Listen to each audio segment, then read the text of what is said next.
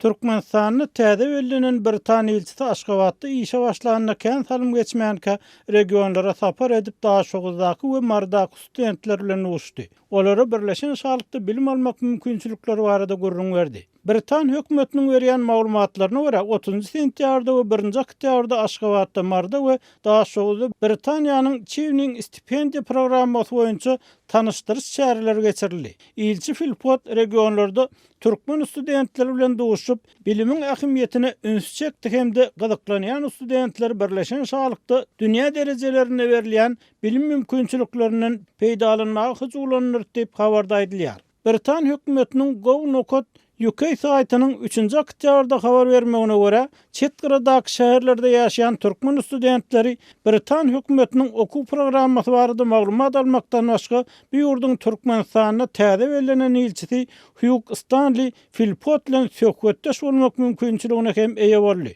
Bu saytda çiwniň stipendiýa programmasy üçin arda bermegiň 5-nji noýabra çenli açykdygy.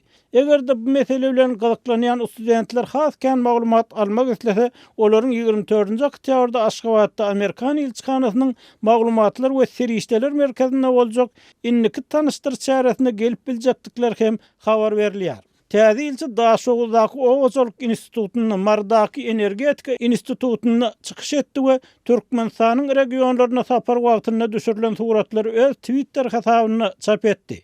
Türkmen Döwlet Habarlar Gullugy täze elçi Türkmen prezidenti bilen duşandan soň beren maglumatyny iki ýurdun arasynda geljek bolan hyzmatdaşlyklaryň söwda ykdysady, energiýa aragatnaşyk we telekommunikasiýa owaçalyk we guruluşyk puwdaklary ölçüni alýanyny habar berdi.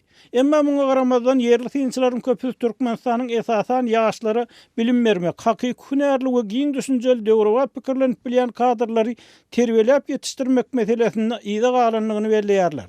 Olaryň pikirçe, ýurtda Sowet döwründen gelýän mezur ähmetiň pagtaçylykda ulanýan ýyda galak ziyanly praktikalaryň saklanyp galmagy, bu ýagdaýlaryň üstüne köpçülik çäreleriniň we bayramçylyklaryň goşulmagy, bilimdäki paraxorlugyň känesi ösmegi, ýurdun ykdysadyýet üçin zerur bolan bilimli adamlaryň ýetişmegine uly böwet bolup durýar. Diňe ýokary okuw jaýlaryna däl, orta mekteplerde hem pul, zat we tanışlyk üçin ýokary bahalar goýulýar. Paraxorlyk çağalar wagyny hem gelip ýetdi we bu ýagdaý hiç kim üçin gilliň sir däl diýip adatlyň habarçysy bilen guruluşýan ýaşaýjylar aýdýarlar.